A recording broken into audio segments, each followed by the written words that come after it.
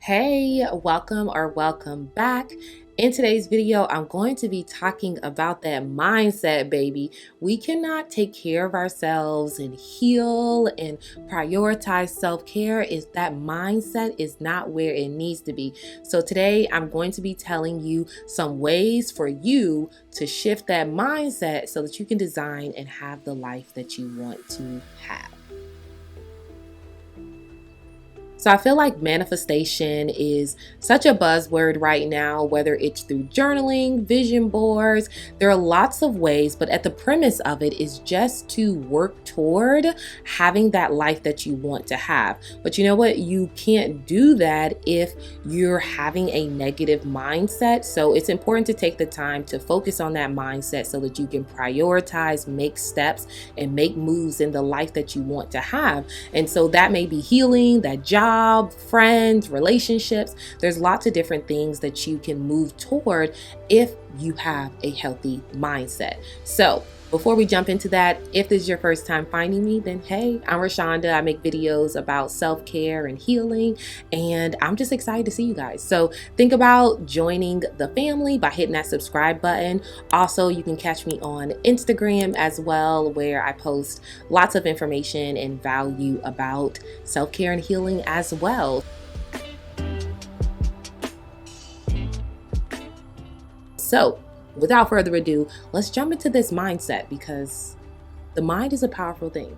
And I'm gonna tell you just how powerful it is as I'm talking about these ways. The first tip is to set boundaries. It's important to know what drains you, what triggers you, how you can navigate different and uncomfortable situations so that you can prioritize your peace. It's hard to have a healthy mindset if you don't have space for it because you're always catering to other people's needs, you're always saying yes, you're constantly feeling overspent and drained.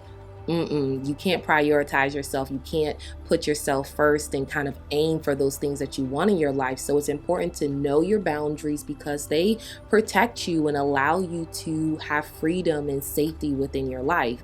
And that includes the mind. So we need that space. So we need to set those boundaries with people. I know it can be difficult, but I will make more videos about setting boundaries. Let me know down in the comments below if you want me to make a video about boundaries because I definitely will. But yes, tip number one is to set boundaries. The next one is to practice affirmations. And I really love this because you know what? Affirmations just allow you to focus on the positive. They create this space for positivity, and you're not then directing all of your time and energy and focus toward the negative because you are affirming, whether you're writing it down through journaling or whether you're saying it out loud. You are being intentional about inviting your mind into a positive space. So I am enough, I am worthy, I deserve this. These are all things that push you into a positive space for you to own it. And a bonus is that it doesn't have to be those ones that like everybody says.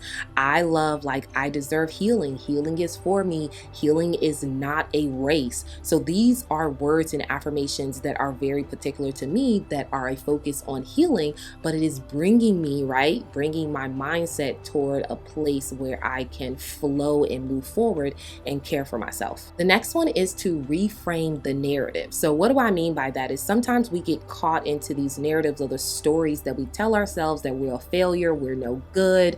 Oh my goodness, I just let everybody down because I didn't get this project done. It's important to reframe the narrative and say, you know what, like I am lovable, like I am an awesome person.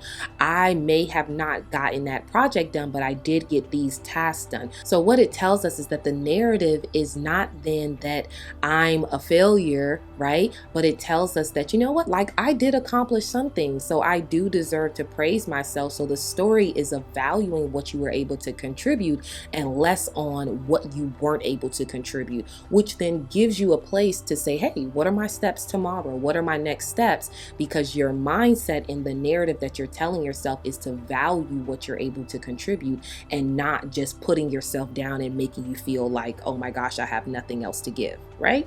The next tip is to spend time alone.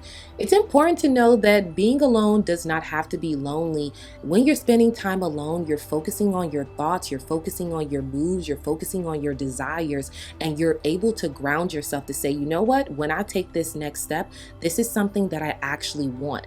This helps you really, really know that your desires, your values, your belief are all in line with what you're thinking and what you're feeling. So during that time alone, you are praying, you are journaling, you are focusing, you are resting. I repeat, you may just be resting, but what you're doing is you're becoming like an expert of yourself. It's so important to not just give power to other people and allow them to dictate like how you think and how you feel about yourself. When you take that time to spend alone, you're able to say, hey, you know what, like, what is it that I need? Like, I'm gonna say, what is it that Rashonda needs? What is it that Rashonda believes? What is it that Rashonda desires? And I encourage you to like ask yourself those same questions and then journal about it when you're alone, so that your mind can then absorb and take the time and you can catch all of those thoughts and explore and really just like get to know you.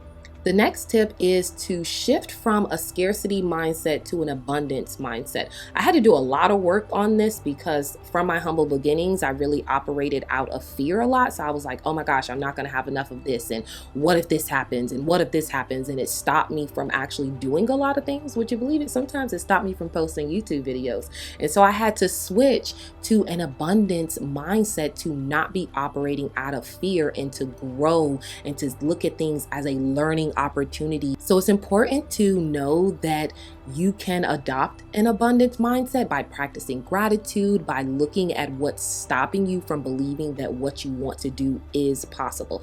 These are ways for you to really unveil and say, you know what, like, why not me, right? Why not me? Or you.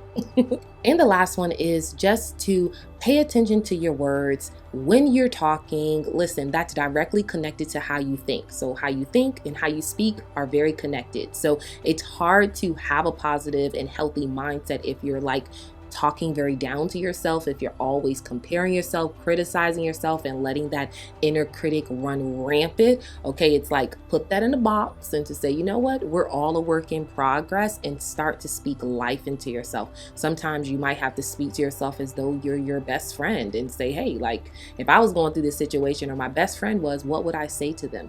Be kind to yourself. You know what? Everything is an opportunity. You will try better next time. These are things that we need to say because it connects with our mindset, which is how we see ourselves, how we see the world, and ultimately how we navigate and have the life that we want to have. So there you have it. That was some tips for you to really shift that mindset so that you can have the life that you want to have, whether that's designing it, manifesting it, creating it. It is your life, and I want you to be able to have the one that you want. So if you found this video helpful, don't forget to like this video. Don't forget to subscribe before you get on out of here, and I'll see you in the next video. Bye.